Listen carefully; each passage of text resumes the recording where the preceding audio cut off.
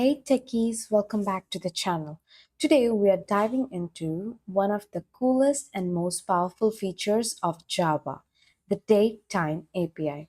This API gives us everything we need to work with dates, times, time zones, and durations like a pro. Let's get started. First, we can grab the current date and time, and then from there you can add or subtract time as you need. Next up, we will do with the durations. So let's get started. I'm getting in the current date and time from the local date dot now function and local time dot now function. This gives us the current date and time. And to get the current date and time together, we can use local date time function, and from there we can call now dot. I'm sorry, dot now. And then to manipulate the date and time that we received, we can use um, plus weeks, plus hours, minus dates. There are multiple functions. Now, first, from the date we have received, I'm going to add 1 week to it. So it's basically dot plus weeks, and I'm adding 1. It'll add 7 days. Then moving on, I'm going to manipulate time. In time, I'm going to do plus hours, and I'm adding 2 hours here. And with the local date time that gives us the current date and time, I'm subtracting 3 days. That is basically dot minus dates of function. Now let's run and see. Let me comment out the other functions and only have this one. There you go. We receive the current date, and then by manipulating, I just added 1 week to it, and I've got the next week date. Current time, I'm adding plus 2 hours to the time.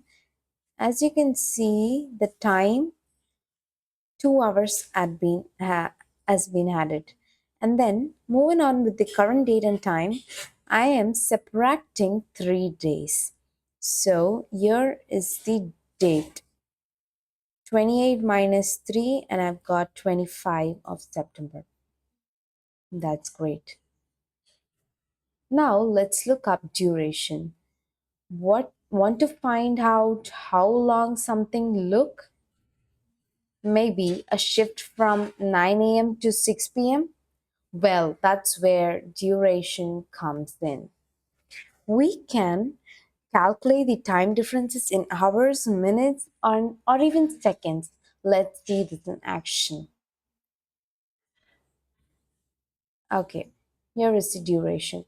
I'm passing and creating a local time variable with a start time, and I'm giving us 9 a.m. and going to give going to create another variable end time and passing it as 6 p.m. Okay, now the duration between them is 9 hours, and we will print that and see. We are getting it here. Duration dot between, I'm passing in the start time and end time, and there we'll get the duration between them. Now let me comment out this and uncomment this and check. There you go.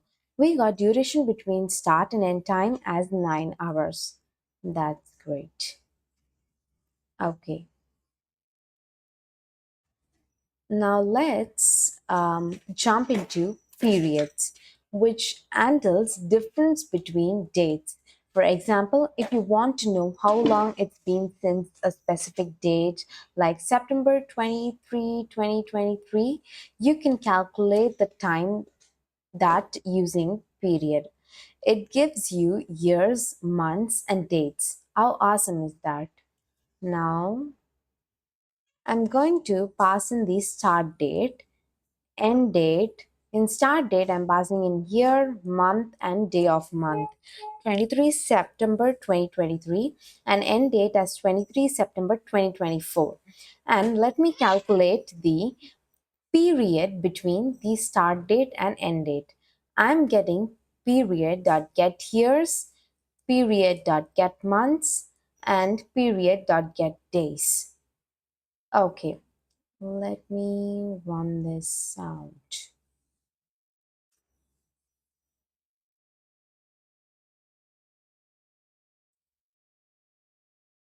As you can see, the period between start date and end date is 1 year, 0 months, 0 days. Okay, now let's talk about instant. Yeah, which represents a specific moment in time, including down to nanoseconds. You can even manipulate this to find future or past timestamps. For instance, let's find the current instant and calculate what the time will be 1 hour from now. Super handy for real-time applications. If you're building real-time application, then you will definitely require this. Now I'm getting the current uh, time with the instant type, and then future instant I'm going to give plus seconds as I'm passing in 3600 seconds, which gives you 1 hour plus to this instant now. Now let's do that. Let's run this. I'll comment out this and uncomment this one. There you go. The current instance is this, and with by adding 1 hour to it, I'm getting this. Um, Let me look at the time. It's 16 here and it's 17 here, as you can see. Okay, now it's time to bring in some time zone. Yeah. Hmm. Ever wonder what the current time is in other time zone with Java?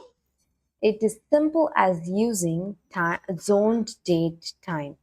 Let's get the current date and time in India, then convert it to New York time.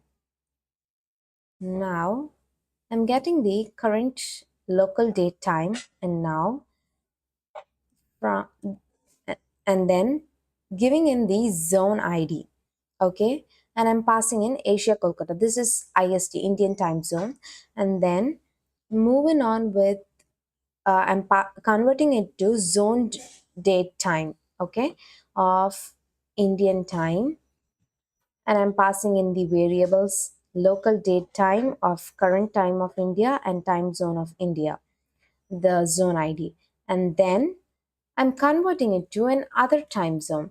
Here, I just have to call this variable. From that, I'm using the function with zone same instant, and I'm passing in the zone ID of the time zone which I wanted to convert it to.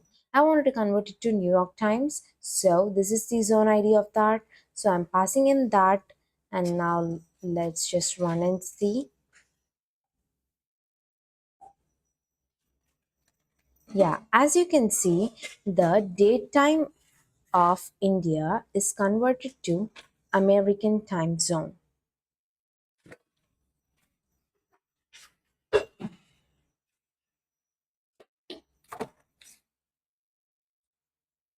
And finally, you can even create custom durations and periods. Want to represent exactly 2 hours or 10 days with just a single line of code? You can do that too. You are all set. Let me show you. Now, with the duration type, I'm passing in 2 hours, and with period type, I'm passing in 10 days. Okay, now let me just run it to you.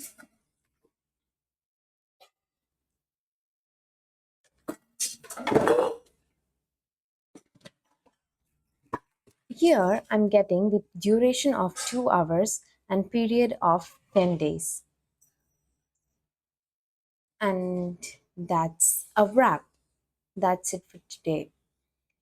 Today, we have explored the date-time API and how you can manipulate everything from dates and times to duration, periods, and time zones like a pro. This is essential for any modern Java application. So I hope you found this video useful.